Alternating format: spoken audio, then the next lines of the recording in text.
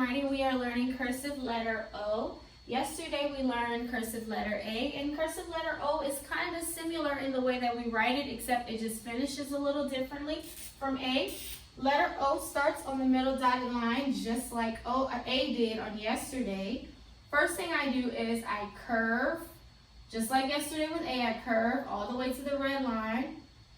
I close my O, and then I do this little loop on the top of it. So the loop that I do is it just goes back inside the O and it flicks up. And why is because when you connect other letters, that's what the other letters will connect from. For example, if I will put box, do you see I'm putting my O and then I connect my X to that loop.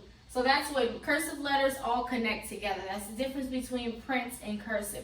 Print, the letters are separate, and cursive, all the letters are connected to one another. And so that loop that you have out, whenever you start to write words with cursive letter O, that loop is what connects your other letters, okay? Again, it starts on the middle dotted line.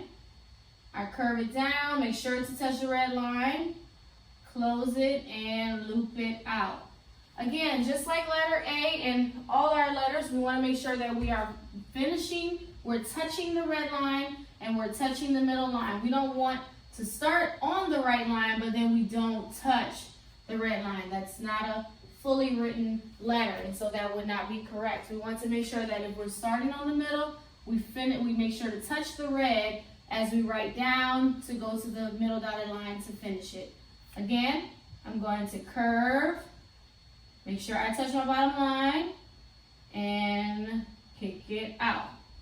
Now, whenever you're doing your little loop, you don't want to do it too thin or you barely can see it, and then you don't want to do it too low where it's, it doesn't look too good. So you want to make sure that it's kind of towards the top of your letter, not too close to the other loop to the curved line, but a good distance away from it. If you look at it in your book and then you compare it to mine, write your own and just kind of see like, okay, yeah, this is a good loop, or no, this might be too big. You'll be able to see it. Again, so you're going to curve and loop. And that's letter O. You can do your workbook page on today. Again, if you do not have your workbook page, that's okay. You can practice writing it on loose leaf paper.